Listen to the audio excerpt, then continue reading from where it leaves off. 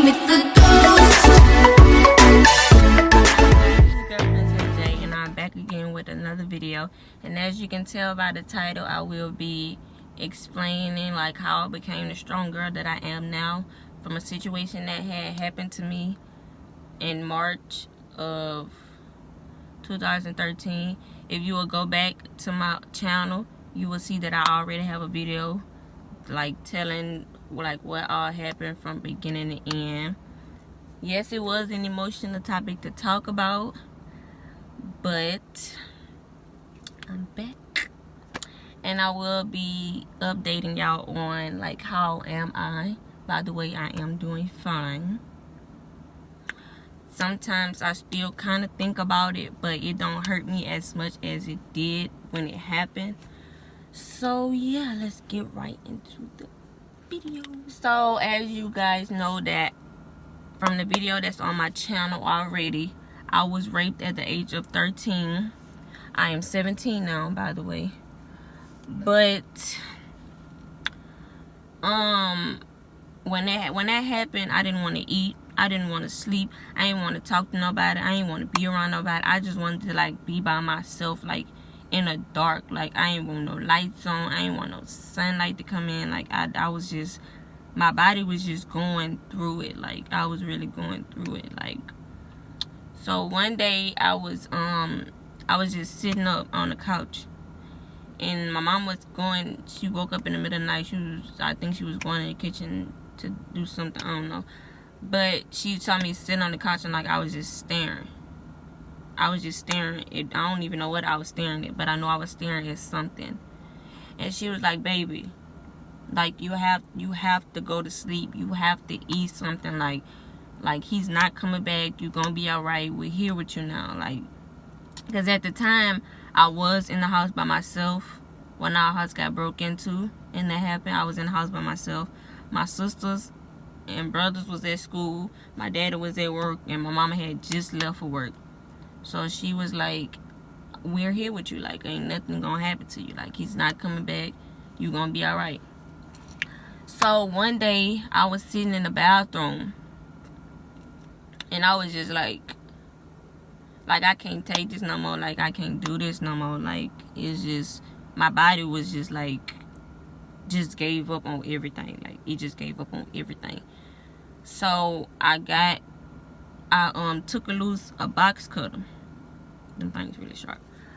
But I took a box cutter, which was for my dad because he was working at a hardware store then.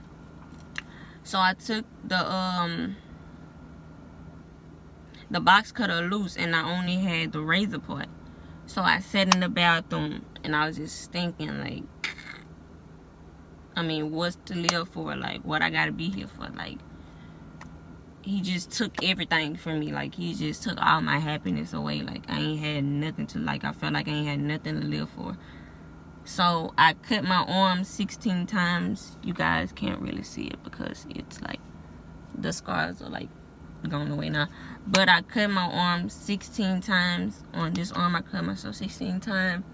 And I was just sitting there, like, I didn't feel nothing. Like, as I was cutting, it felt like my pain was kind of easing up a little bit. But it wasn't.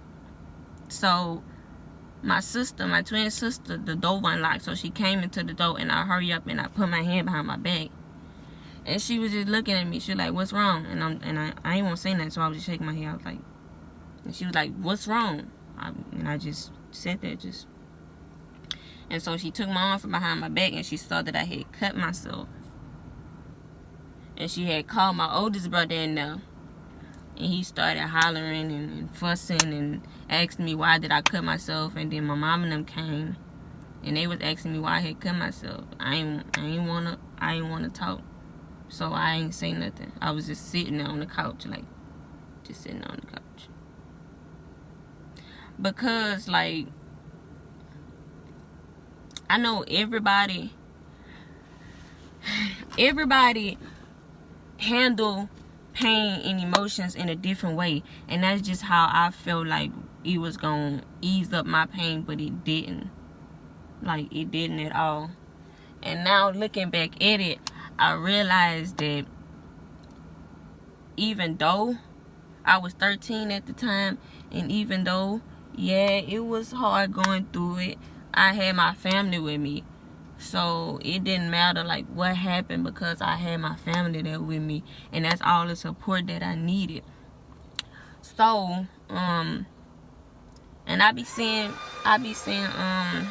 sorry guys, and I be seeing kids that was younger than me going through stuff like that, and I've been through it, so it kind of hurt me to see children that's younger than me have to go through something like that. And it's not a good feeling to go through. But as the years went by, I tend to grow. I tend to get past everything. Don't get me wrong, I still think about the things that had happened, like everything that had happened that day, and I still tend to cry a little bit when I'm to myself, but I don't really like let that get to me. But like I said, people were saying like, how did you become so strong? Like, we didn't know you went through this. Because even though I went through that, it's still a bigger and better life ahead of me. Like, I have dreams that I have to that I want to make it to. Like, I have siblings that love me a lot. I have parents that love me a lot. I have friends that love me a lot. So that day that I wanted to take my life away, I wasn't thinking about that. I was just thinking about like myself. Like, I wasn't thinking about nothing. But now my family helped me get through it. They tell me every day that everything is gonna be all right. Like, we know you've been through this, we know you went through this, but it's gonna be all right. And like, me and my mama, we sit down, we have talks. So that really helped me a lot, because at first I didn't want to talk to nobody. So that was just pain that kept building up on me, like weight on my shoulders that I couldn't carry no more. So when I finally got a chance to like let all that out and like talk to somebody about it, it made me feel really good. So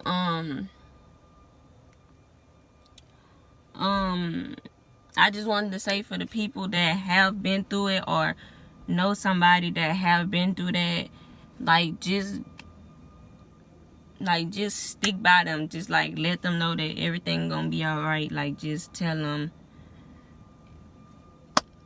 life is gonna be fine. Like, I mean, it's a lot of crazy people out here, and it's a lot of sick men that just losing their minds. But even though things like that happen, I can't just sit around like just crying about it like every day.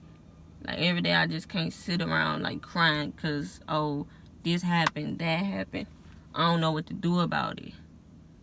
Like, so I tend to focus on stuff every day. Like, when I'm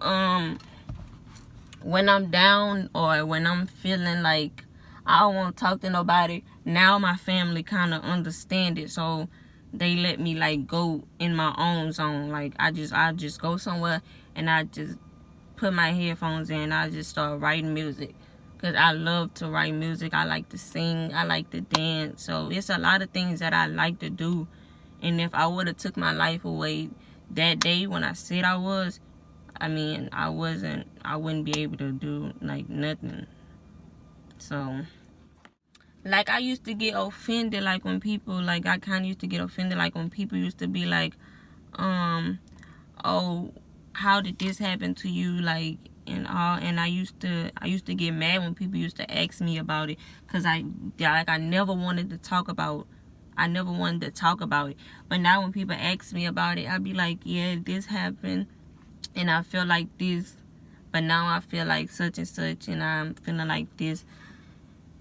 And yeah, it's still kind of hurt to think about like that happening to me at a young age. Like, people think that things would like never happen to them, but you never know. Like, you never know. Like, one day, I'm not saying this, God forbid, this never happened to nobody. Like, I wouldn't wish this on my worst enemy. Like, I wouldn't wish this on nobody. But I'm saying never say never, like, because you can say one thing and it'll happen so fast, like, without you even knowing, like, it will, like, things, like, life is shocking. Life will shock you in so many ways. And that was a lesson that I probably needed. But I'm thankful if it was a lesson. I'm thankful that I've learned that lesson, because it was an eye-opening for me, and it changed me in so many ways. No, I might not always. No, I'm never going to be like how I used to be before that happened. But I'm not going to be how I was when that happened. So, yes, sometimes I might want to be in my own little zone. But that's just how I am. Like, every day, I'm not going to be happy. Like, I have mixed emotions. Like, one day I'll be happy. And, like, in a blink of an eye, a snap of a finger, I'm like, I don't want to talk to nobody. Like, I don't want to be around nobody. I just want to be to myself. Like, I'm just twisted and mixed in so many ways. But I am amazed and proud of the girl that I am now, because that changed my life in so many ways. So many ways that, like, I can't even explain. Like, I can't even put it in words. But like I said, I'm thankful for that lesson that I've learned.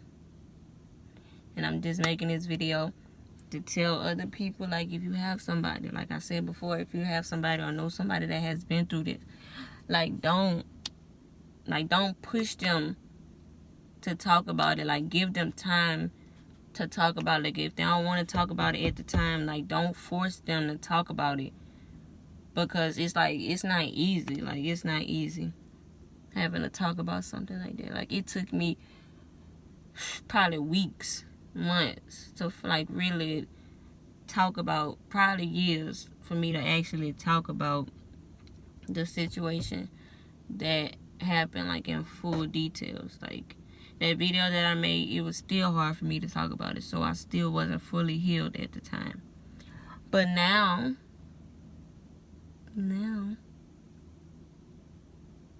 I can talk about it. Yeah, I get emotional, but y'all won't see it. Nope, you won't. But yeah, I was just giving y'all an update on how I'm doing, and just a little story. Just a little story time. Just was in the mood of talking. So I just got on here, made a video. But yeah, I need you guys to like, comment, and subscribe to my channel if you haven't already. I will be coming back with more story times, mukbang, challenges, pranks, all that. So if you haven't clicked that subscribe button, go ahead and click that, please. And yeah, I will see you guys in the next video.